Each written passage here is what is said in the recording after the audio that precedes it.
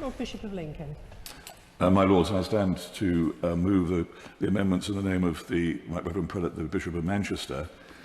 Starting with 146B, the amendment seeks to expand and strengthen Clause 21 by replacing the light touch duty to be alert to their needs with a stronger requirement for public bodies to have due regard to eliminating disadvantage and to take reasonable steps to mitigate any harmful effects of their policies.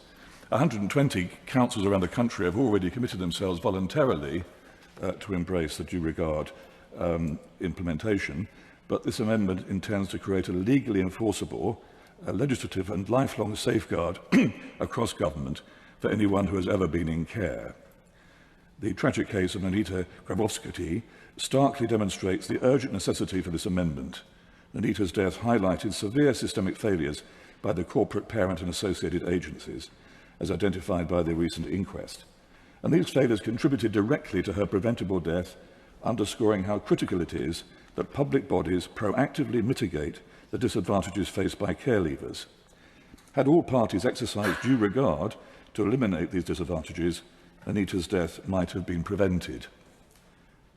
Groundbreaking research from the University College London reveals that care leavers are 70% more likely to die prematurely than their peers, living on average 20 years fewer. Adults who spent time in care between 1971 and 2001 were significantly more vulnerable to premature mortality, including unnatural deaths such as suicides or accidents. Terry Galloway, who campaigns passionately for these changes, personally embodies these stark statistics. Terry and his siblings, Hazel and James, were all care experienced. Tragically, Hazel and James died prematurely, embodying the cruel reality highlighted by UCL's research. Shortly before Hazel was murdered by domestic violence, she and Terry made a solemn promise to change the care system to prevent others from enduring their experiences.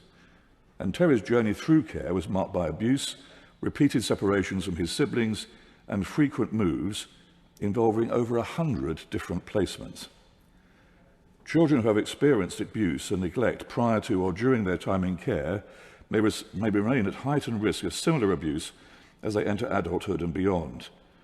The proposed amendment to this bill by the government to require public bodies merely to be alert to these issues is insufficient. Having due regard requires active preventative measures through impact assessments to genuinely protect vulnerable young adults from repeated victimization. And the urgency here is not just in terms of the policy and action of the corporate parent system and the government. There is also an urgency around the cultural context. This amendment is necessary not only for legal clarity, but also to counter negative perceptions of care experienced young people, exemplified by a recent Reform Councillor's statement characterising children in care as not just naughty children, they could be downright evil. Such harmful rhetoric underscores why robust legal protections and proactive obligations are essential for systemic cultural change and safeguarding the well-being and futures of care experienced individuals. Moving on to 147A, the new amendment strengthens the existing duty, moving beyond simply being aware of the needs of children in care and requiring much more active engagement. If a school policy affects children in care, the school must consider how that policy might disadvantage them and take steps to mitigate any negative impacts, such as providing additional support or adjusting the policy. This would strengthen the corporate parenting responsibilities in a way that will actually make a difference to people's lives. Care leavers, as I've said, are 70% more likely to die prematurely, more likely to be homeless, incarcerated, and suffer loneliness and poor mental and emotional health. And these amendments seek to strengthen support for them, both practically and in our culture and imagination. Amendment proposed, clause 21, page 39, line 21, at end insert the words as printed on the marshalled list.